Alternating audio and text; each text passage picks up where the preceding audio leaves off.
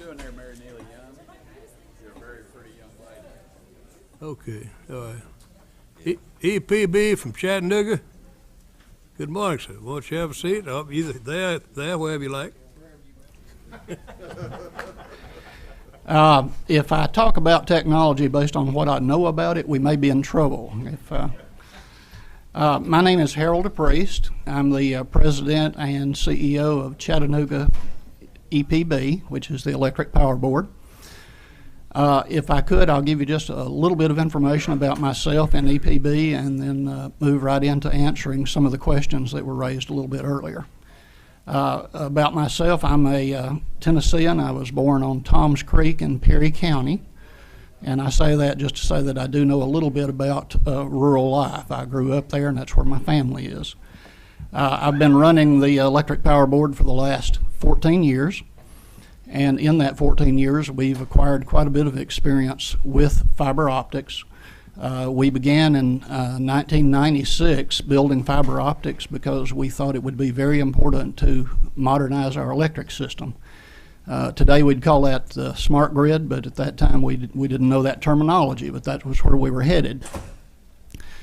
We built our first fiber optic system in '96. We got into the telephone business in 2000. We got into the internet business in 2003. And 2 years ago, after a very lengthy public process, we got into the issue of providing fiber services to all of our citizens.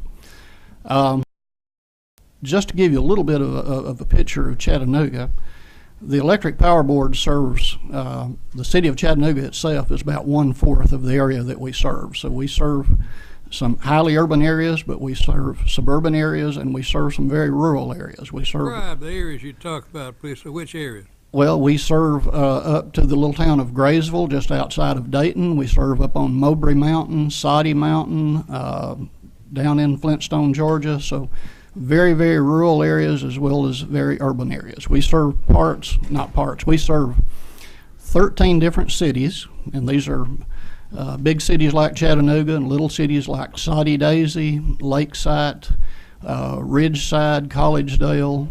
So does that give you some sense, sir? All right.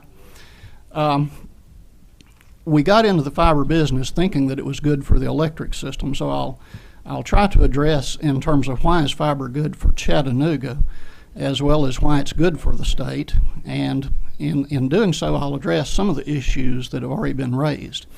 I should say to begin with that when AT&T or Comcast lose a customer, the state does not lose tax revenues. We pay the same taxes that they pay. So if that customer is coming to my system, you're collecting that tax from me. As a matter of fact, I would tell you that in Chattanooga and Hamilton County, EPB is the largest in lieu of taxpayer in the county. We paid taxes last year. That's a fair amount of money. Talk about local taxes, state taxes. Local and state, sir. You pay the same amount to the state that if you would be paying franchise and excise tax? Yes, sir. Thank you. Go ahead. Mm-hmm. Let me address one other issue. On the issue of the 92% of the state that has access to broadband, the definition of broadband is very, very low, and there are probably good reasons for that. But let me just say that in Chattanooga, we today have a system that meets the national broadband requirements for 10 years from now. And part of the issue that I think that you've got to think about as you address this issue is whether we're getting Tennessee ready for yesterday or we're getting Tennessee ready for tomorrow. What is happening on the use of broadband is just like what happened a few years ago with computers. Every year when we buy computers, the capacity of those machines is much greater and their storage capacity is much greater and they cost less. That type of process is working on this use of broadband. And what we're finding is that if you give people access to more capacity, they will not only use it, they'll use it pretty wisely in ways that work well for themselves. I would give you, well, just a little bit of more background on Chattanooga. We've been in this broadband business for quite a while. built the largest and most powerful municipal fiber to the home system in the United States. We have the ability right now to provide 100 megs to every household and business in our service territory where we have the fiber. And we have the fiber in about 2/3 of our service territory. So that's over 100,000 homes and businesses that have availability of 100 megs today. That is the most powerful system in the United States. We are upgrading it, and very soon we'll have one of the most powerful systems in the world. And if our kids are going to be competing with people all around the world, they're going to need these types of systems. There are, I think, at least 3 reasons why it is important that we see fiber, advanced broadband, going all across the state. And let me say, Chattanooga is not big enough to make this happen all across the state. What we are big enough to do is to help our neighbors get it. We're big enough to help those rural communities that surround us get in this business and develop this technology for themselves. I grew up in the 40s and 50s when we had the interstates coming to Tennessee. Somebody used the term a little bit earlier about the information superhighway. Well, that is part of what you're being asked to address today. What I noticed as I grew up is that those communities that got bypassed by the interstate well are those who have somehow managed to build themselves access to the highway system. If you look all around the state, that's what you'll see. Towns and cities grow toward the interstate. Well, what we have today is an information superhighway that's bypassing most of Tennessee. It just goes on by. It went by Chattanooga. That's literally the reason we got in the business. We felt that what was missing was taking fiber from that superhighway and carrying it down to individual homes and businesses, just like the streets and sidewalks in our city. Being bypassed from the interstate is not really impressive. It's wonderful that you've got the interstate, but it's not providing the economic incentives unless you find some way to tie into it. That is what we have done in Chattanooga. It's what, in total, there are 7 communities in the state who have been building these fiber optic systems. In total, we provide fiber optic services to 250,000 people today. We'll be around 320,000 by the end of the year as I build out my system. That's not an insignificant number of people. And we're talking about, in all cases, we have systems that can deliver up to 100 megabits in both directions. That's not insignificant either. To say that people don't need it is a little bit like what was said about TVA in the 1930s. Wendell Wilkins, to cut wood, we don't need electricity to heat our homes. He was right at the moment, but he was wrong in the long run. And that's the way this thing is going with broadband. We either build systems for the state based on what we need tomorrow, or we're simply going to be left behind. This stuff is not cheap. It is not easy.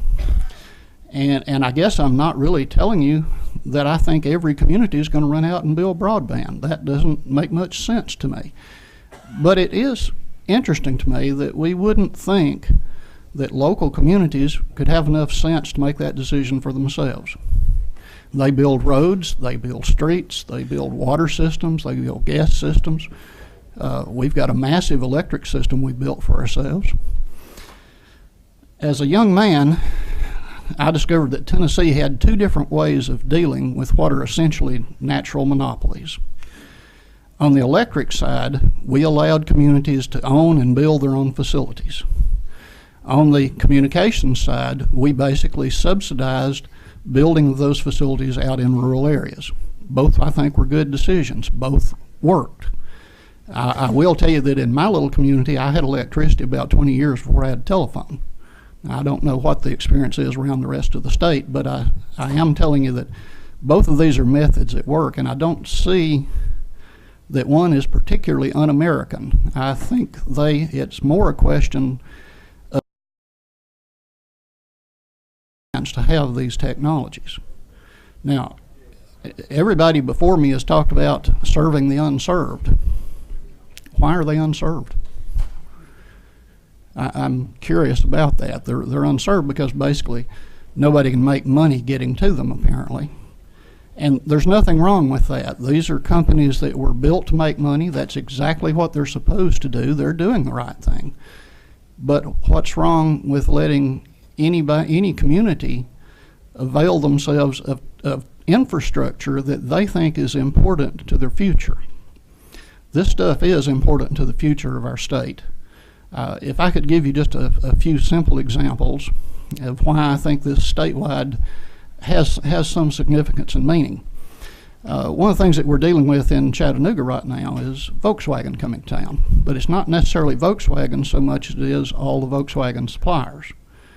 The estimate is that the suppliers may bring in 4 or 5 times as many jobs as the Volkswagen plant does. So the real issue is where those suppliers wind up landing.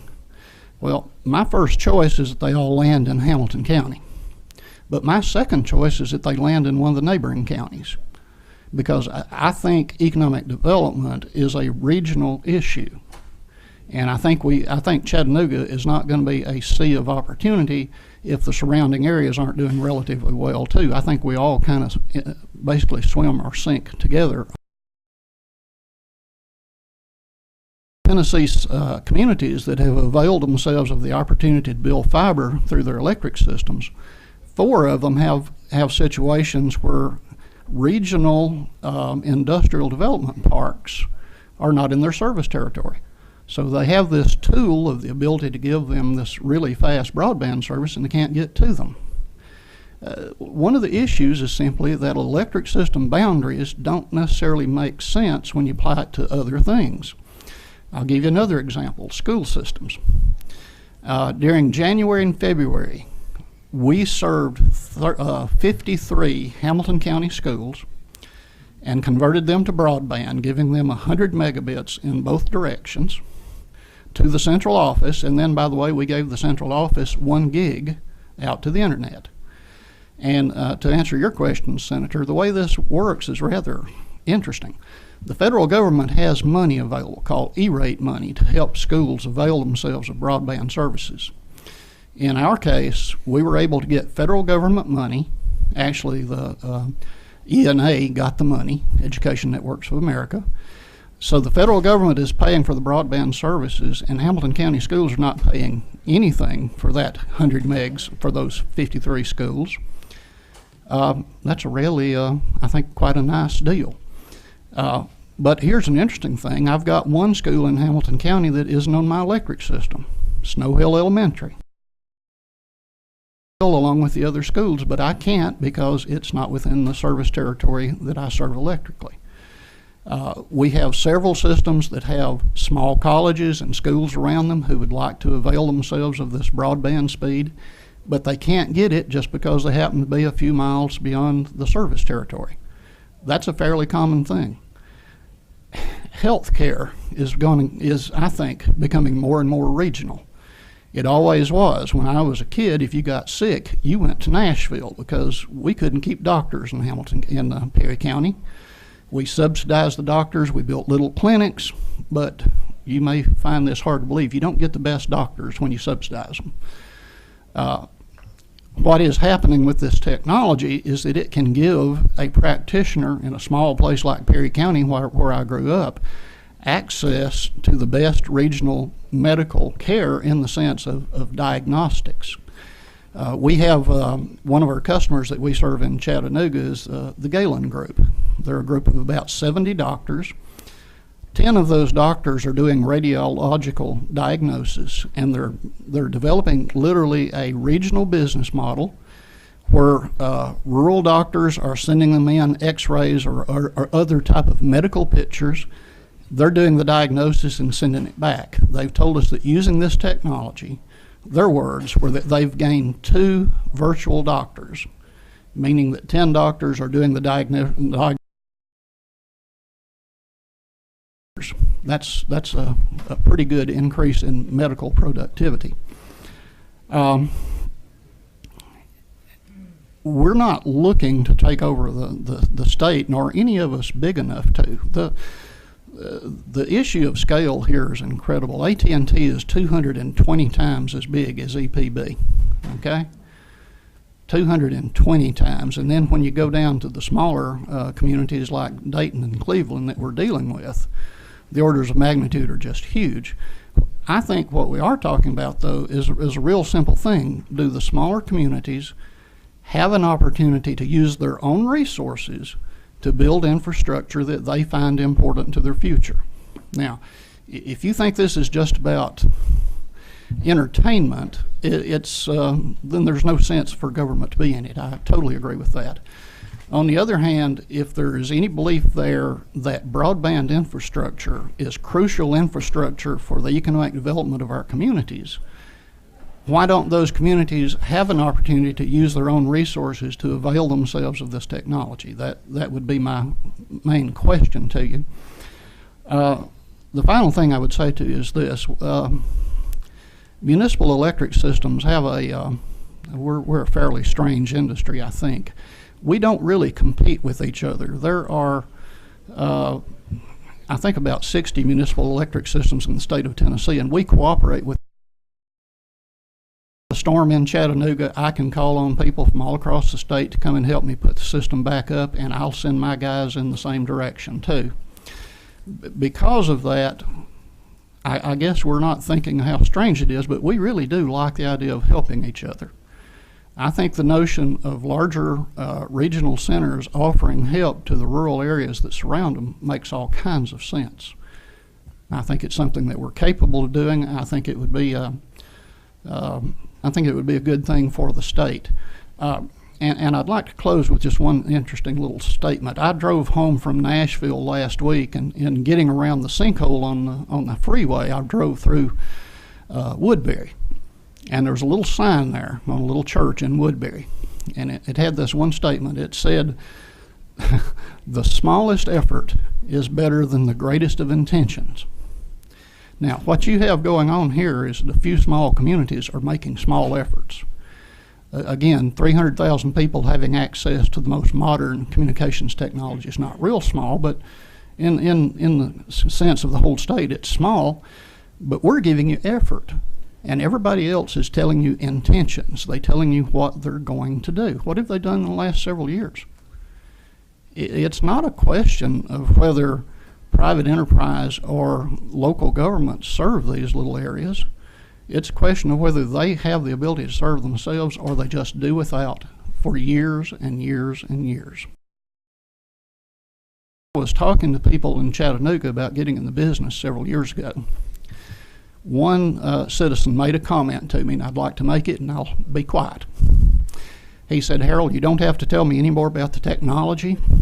You don't have to tell me how it works. I won't understand it. What you've told me is the most important thing you could tell me. You've told me that this fiber will help us get the kind of jobs in Chattanooga that we need to keep my kids and my grandkids working here and living here." Now, if that's important in Chattanooga, it's going to be important all around the state. Thank you, Mr. DePriest. Senator Butcher. I'll be brief in my question. If you can be brief in your answer, it'd be very appreciative. I'm not sure I can, but I'll try. If you don't, I'll cut you off. How about all right. that? No. That'll work. I guess one of my concerns is that how you bill folks on something like this, say cable TV and their utilities, is it all put together in one bill or is it broke down? We give our customers the choice. They can have it either way. Okay, so that I guess one of my fears is the fact that government's getting into the cable TV business and that they'll get the Playboy channel and all that, and I'm not sure if that's what we want our tax dollars doing, at least in East Tennessee. And I'm wondering if they run up their bill on the Playboy channel, are they going to get their electricity cut off? No, sir, but they're going to get their TV cut off. Okay, you break those two apart. Yes, sir. Okay. Thank you, Mr. Priest. Any other member? Oh, yes, Senator Harris, give it. Mr. Priest, I resonate with your sharing. I also resonate with the question that was asked earlier. How are these other folks in the private sector expected to compete and invest in Tennessee and make hundreds of millions of dollars investments if they're worried about other folks other entities getting into this business with taxpayer subsidies and ratepayer subsidies. And would you mind responding to that? Well, I listened as everybody talked about how basically competition would lead to them investing less. I really think the American experience is that competition leads to more investment, not less. A few years ago, AT&T was here telling you about how good competition was. They wanted to see it statewide. I can tell you what we're finding in Chattanooga, where we're competing with Comcast and with AT&T. We're finding that the customer service is getting better. We're finding that they're investing more money, not less, in the infrastructure. And I would also tell you that we're investing a lot of money too. We have 350 contractors who've been working for the last 2 years building out our fiber system. That's not an inconsequential number of people. I don't see that competition in any way leads to less investment. That just is counterintuitive to what happens in this country. Thank you very much, sir. Appreciate it. Whoops, excuse me. Sounded watching. EPB out of Chattanooga is nationally recognized as one of the best run public